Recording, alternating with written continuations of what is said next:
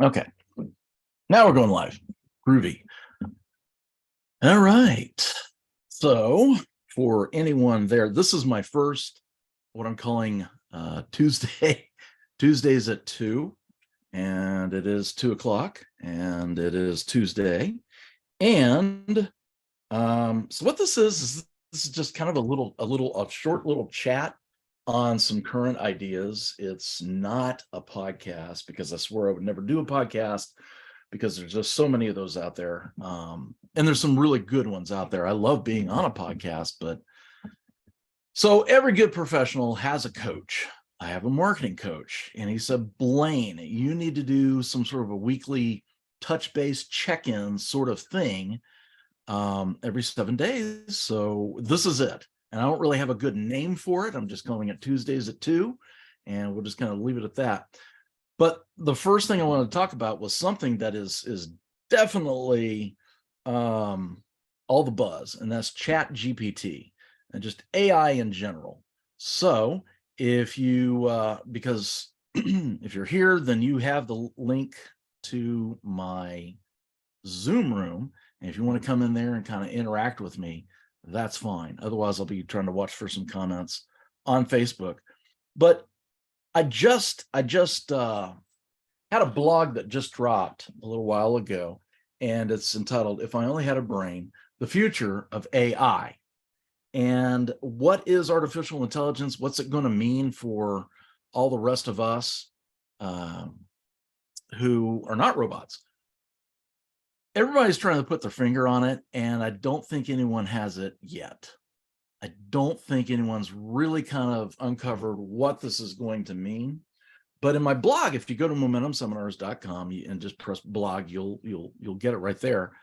I remember back in the 70s when robotics first came out, late 70s, and automation, especially in the automotive industry. And you had these big, large, huge arms as big as this office that would pick up things, move it, and it was a sort of code, that would drive that. Well, it was code.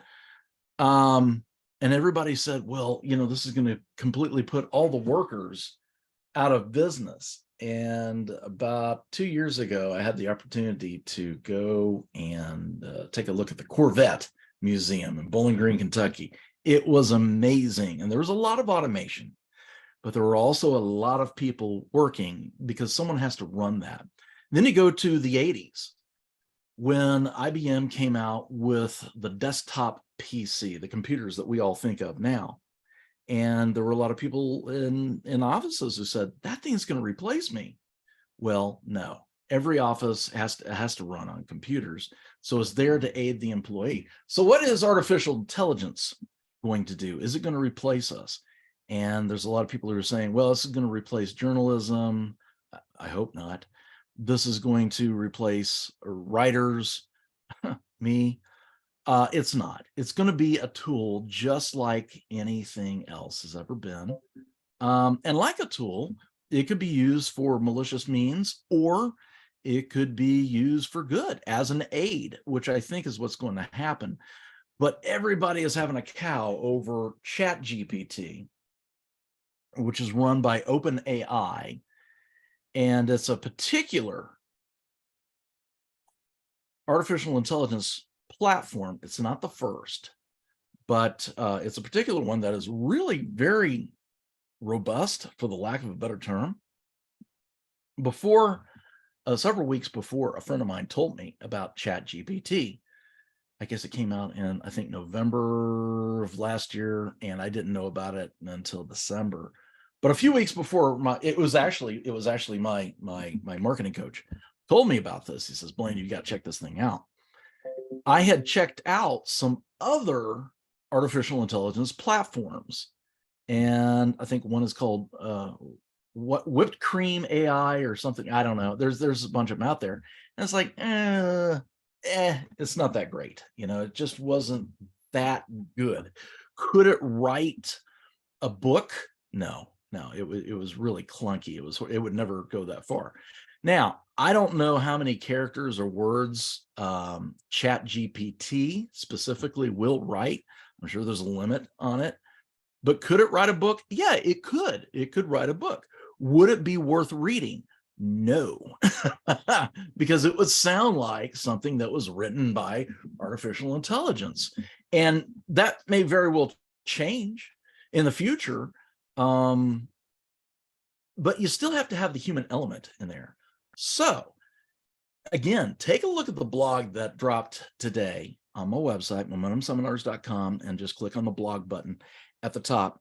And I go through how the article that I wrote on artificial intelligence, I wrote with Chat GPT. And I've included the original Chat GPT article down at the bottom.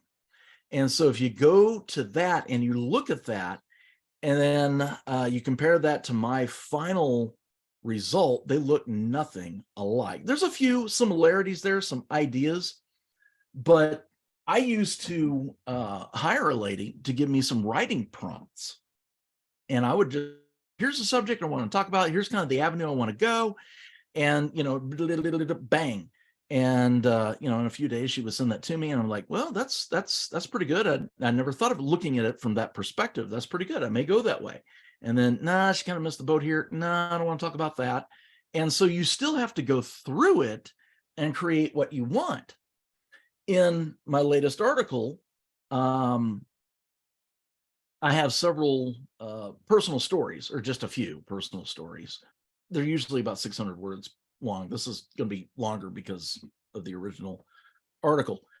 But I have some original stories in there, and that's what people really enjoy. It's when you're sharing some knowledge and an experience, and artificial intelligence doesn't have that experience. Yes, but Blaine, soon they'll be able to mimic that. Yeah, probably so. But I think you just have to be discerning about what you're reading. And we need to look at things kind of more cognitively than what we are now.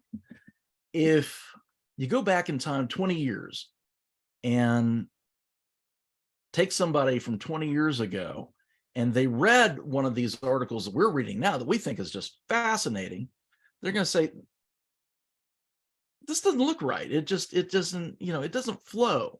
It doesn't sound human. And that's because I really feel like society, and the internet does some of this. I mean, it's just the way of the world now. We've kind of gotten into a funnel of here's kind of the same way that we look at things, and that's not good. That is really not good. I think we're easily fooled if we just kind of follow the crowd with our thoughts. But it's going to be a tool. The government, in fact, the White House today said that they wanted to have some sort of a certification process for AI companies. What are you going to certify? It's all code. How are you going to establish a parameter? Man, that genie is long gone out of the bottle.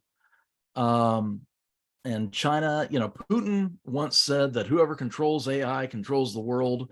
Putin says a lot of crazy things. The guy's kind of a crackpot. But China says that they absolutely want to essentially use artificial intelligence for malicious purposes.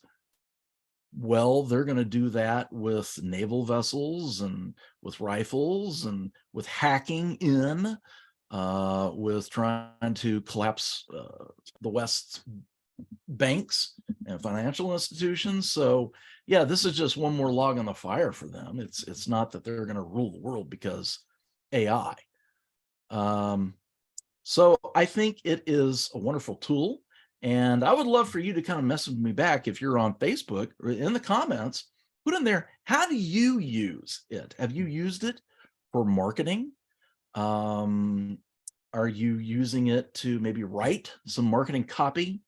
I would be curious to know how you use it and how it's a benefit to your business. So that is the first installment of Tuesdays at 2.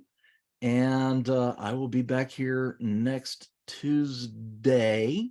I got to think I'm going to be out on the road for a few days, but yeah, I will be back Oh, and I'll probably be talking about my book that has yet to be officially launched. And I hope to see you back then. So take care.